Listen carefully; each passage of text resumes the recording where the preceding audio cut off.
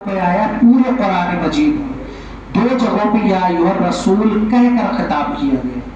ایک جگہ وہ تھی کہ جہاں پر لوگ جو ہے کفر کی طرف جا رہے تھے تو کہا کہ اے رسول گھبرانے کی ضرورت نہیں ہے، ان کو جانا ہے، ان کو جانے تو پریشان نہ ہو، جو ادھر رہنے والے وہ ادھر رہیں گے، جو ادھر جانے والے ادھر جائیں گے. یہ ایک آیت ہے کہ جس میں کہا جا رہا ہے کہ اے رسول پہنچا دیجئے کیا چیز؟ یا ایھا الرسول بلغ ما انزل الیک من ربک، جو آپ کے رب کی طرف سے نازل کیا جا چکا ہے. نازل کیا جا رہا نہیں ہے، انزلہ نہیں کہا، انزلہ کہا ہے، نازل کیا جا چکا ہے. وَإِن لَمْ تَفْعَلْ، اب غور کیجئے گا یہاں پر میں لکھا کیوں پیغمبر کے لیے اللہ یہ نہیں کہہ رہا ہے وَإِن لَمْ تُبَلِّغْ، اگر آپ نے یہ نہ پہنچایا. یہ کہنا چاہیے بھائی شروع میں کیا کہا جا رہا ہے کہ اے رسول پہنچا دیجئے جو آپ پر نازل کیا جا چکا ہے، اور اگر یہ آپ نے نہ پہنچایا یہ کہنا چاہیے تو وَإِن لَمْ تُبَلِّغْ، اگر آپ نے یہ نہ پہنچایا.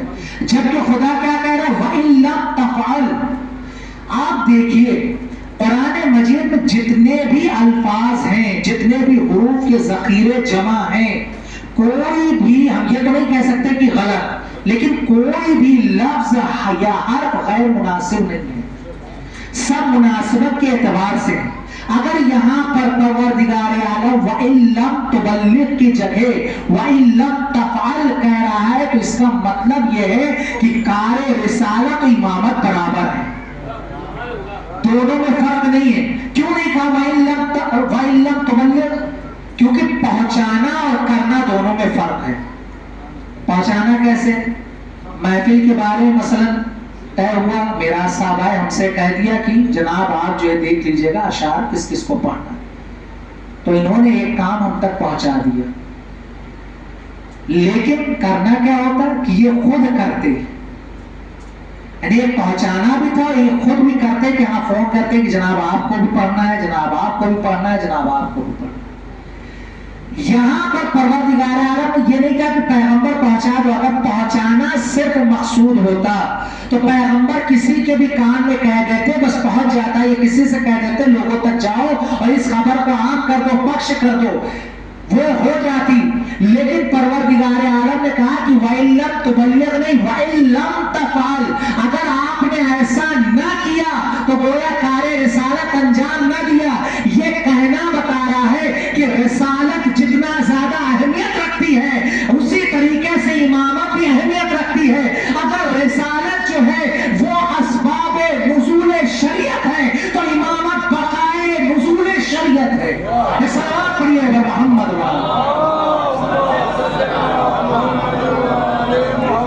اس وجہ سے کہا جا رہا ہے کہ رسالت امامت برابر ہے.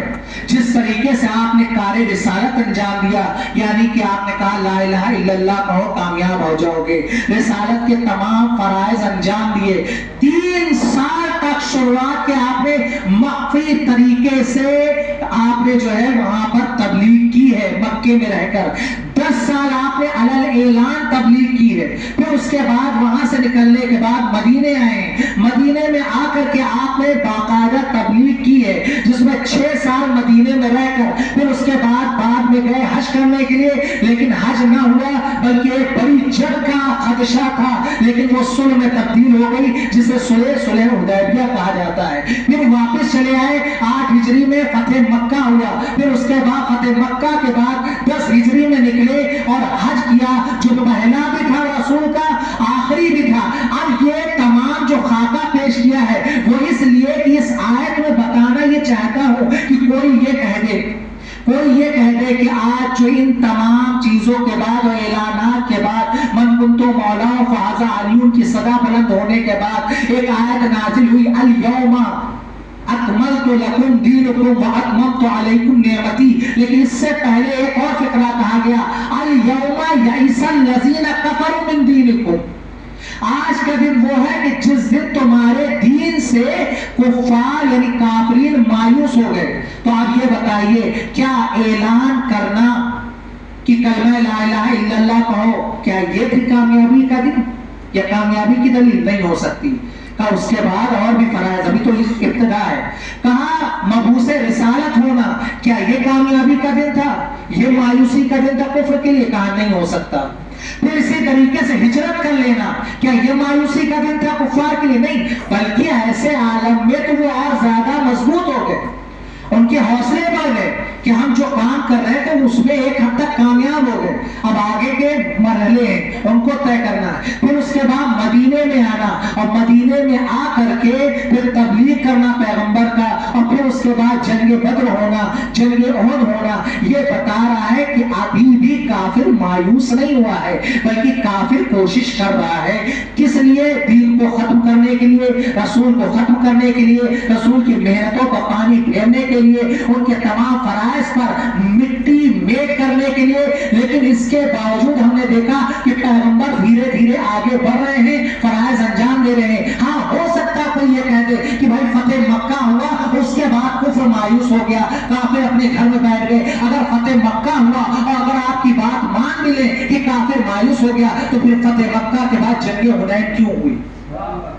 ساری دلیلیں دیکھیے گا. فتح مکہ کے بعد جنگ حنین کیوں ہوئی؟ یہ جنگ حنین کا ہونا بتا رہا ہے کہ کافر ابھی بھی مایوس نہیں ہوا ہے، ابھی بھی اس کے حوصلے جواں ہیں، ابھی بھی وہ تختے ریزار میں کھڑا ہوا ہے اور یہ چاہ رہا ہے کہ پیغمبر کو کسی نہ کسی طریقے سے پیچھے کیا جائے، ان کو معذاللہ ذلیل و رسوا کیا جائے، ان کو ان کے مشن سے ہٹایا جائے، ان کے مقصد کو پامال کیا جائے. لیکن ان تمام باتوں کے بعد ہم نے دیکھا کہ جیسے ہی پہلا اور آخری حج مکمل ہوا، مقام جوفا کے پاس پہنچے اور اس جگہ پہ پہنچے جسے غدیر کہا جاتا ہے، جسے غدیر خم کہا جاتا ہے. اور پہنچنے کے بعد جب آپ نے کہا کہ اے لوگوں ایک بات بتاؤ، کیا میں نے تمام دینی فرائض انجام دیے، جو بھی مجھ پر واجب تھا سب نے بیک زبان ہو کر کہا کہ اے پیغمبر آپ نے بقیہ انبیاء سے بہتر طریقے سے آپ نے اپنے دینی فرائض انجام دیے. پھر اس کے بعد کہا کہ یہ بتاؤ کہ میں تمہارے نفسوں پر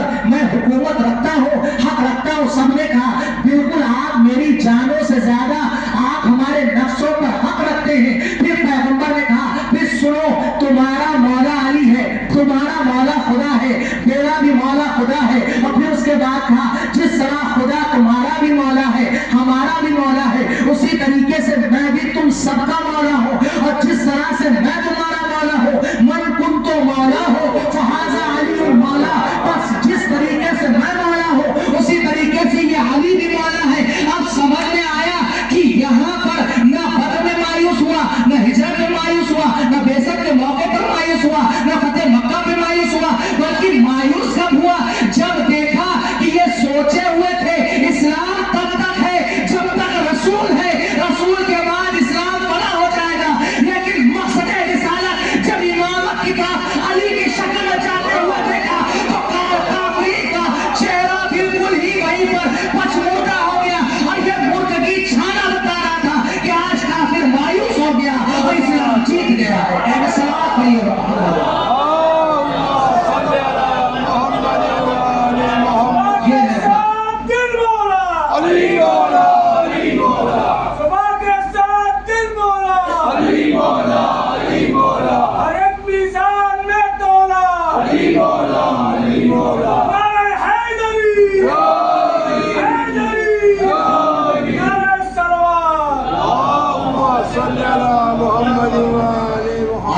غدیر خم سے صدا یا علی مدد، خیبر میں تھی نبی کی ندا یا علی مدد. صہیونیت نے سر جو اٹھایا تو اس دفعہ خود وقت کے علی نے کہا یا علی مدد، خود وقت کے علی نے کہا یا علی مدد. اب اسی آیت کو آج کے زمانے سے ملاتے ہوئے کہ یئس الذین الیوم یئس الذین کفروا من دینکم، کل کافر مایوس ہوا کہ جیسے ہی دیکھا کہ مقصد رسالت جو ہے وہ امامت کی طرف بشکل بصورت علی ابن ابی طالب منتقل ہو چکا ہے. اسی طریقے سے آج کا سب سے بڑا کافروں کا سردار جو مرہب کی شکل میں اور ہٹلر کی شکل میں صہیونیت کا سردار بنا بیٹھا ہوا ہے، اس نے یہ سوچا تھا کہ میرے سامنے کوئی کچھ نہیں ہے، اب ہم ہر جگہ حملے کر سکتے ہیں، اب ہر جگہ ہم جو ہے فساد کر سکتے ہیں، اب جس کو چاہیں گے اس سے سجدہ کروا سکتے ہیں، جس کو چاہیں گے اس کو اپنے سے الگ کر سکتے ہیں، جس کو چاہیں گے اس کو کمزور کر سکتے ہیں، جس کو چاہیں گے اس کو طاقتور کر یہاں پر ہم نے دیکھا کہ مومنین کے اندر بھی کہیں نہ کہیں بھول یقین ہونے لگا تھا، یقین و اطمینان میں کمی آنے لگی تھی، لیکن اشک کا جاری ہونا، آنکھوں کا جو ہے وہ اشک بار ہونا یہ بتا رہا تھا کہ انہیں اللہ سے توقع اور امید ہے۔ وہ خدا سے دعا کر رہے تھے اور دعا قبول ایسی ہوئی کہ وقت کے رہبر نے، علی نے، جو دوسرا علی ہے اسی کی اولاد ہے، اس نے کہا کل علی نے خیبر میں تمہیں پچھاڑا تھا، آج میں تمہیں پچھاڑوں گا، تم نے جیسا کیا ہے ویسا جواب دیں گے۔ کیا ہوا؟ تم نے یہاں پر حملہ کیا، اس نے وہاں پہ حملہ کیا۔ جو کل تک میڈیا یہاں کا کہہ رہا تھا کہ اسرائیل سب کچھ ہے، کوئی اس کا سامنا نہیں کر سکتا، آج وہی میڈیا کہہ رہا ہے کہ ایران نے ایسا جواب دیا کہ مانو ایسا لگ رہا ہے کہ اسرائیل دوسرا غزہ بن چکا ہو۔ یہ میڈیا کا کہنا، یہ بولنا بتا رہا ہے، جبکہ آپ سوچئے بڑا حساس میڈیا یہاں کا ہے۔ ہر کیبن میں آر ایس ایس کا ایک فرد بیٹھا ہوا ہے، ہر کیبن میں ان کا کیبن بنا ہوا ہے، اور یہ آر ایس ایس جو اسرائیل کا دوسرا چہرہ ہے، یہ سمجھ لیجئے ان کے اندر کوئی بھی رحم نہیں ہے۔ ان کا صرف مقصد ہے کہ مسلمانوں کو ختم کرو، اسلام کو بدنام کرو، اور ان کے تمام مقاصد اور مشن کو پامال کر دو۔ لیکن وہاں وہ مایوس ہو رہا ہے، یہاں یہ بھی مایوس ہو رہا ہے۔ آپ دیکھیں کمنٹس پہ، اس پر ایک میجر آریہ کر کے جو پہلے بڑی بڑی باتیں بول رہا تھا، دوسرے دن جو ہے وہ ایران کے تمام ڈرون کی تعریف کرنے لگا، وہ حالانکہ مجبوری میں کر رہا تھا۔ تو آپ یہ سوچئے کہ کفر ہمیشہ مایوس ہوگا اور ہو کر رہے گا۔ انشاءاللہ فتح علی اور اولاد علی کی ہوگی، علی کے چاہنے والوں کی ہوگی۔ کل بھی یہ یاد رکھیے، کل بھی علی ہی والے نکلے تھے، کوئی دوسرا نہیں نکلا تھا۔ آج بھی علی ہی والے نکلے ہیں، کوئی دوسرا نہیں نکلا۔ تو یہ امید لگا کہ ایران بھی نہیں بیٹھا تھا کہ کوئی اس کا ساتھ دے گا، اسے معلوم تھا کہ ہم اپنے ہی بلبوتے چلیں گے اور اپنی ہی طاقت سے جیت سکتے۔ ابھی ایک خبر آئی تھی کہ مشہد پر حملہ ہوا، حالانکہ مشہد کے علاقے میں ہوا ہے، امام رضا کا جو روضہ ہے وہ محفوظ ہے الحمدللہ، لیکن ایران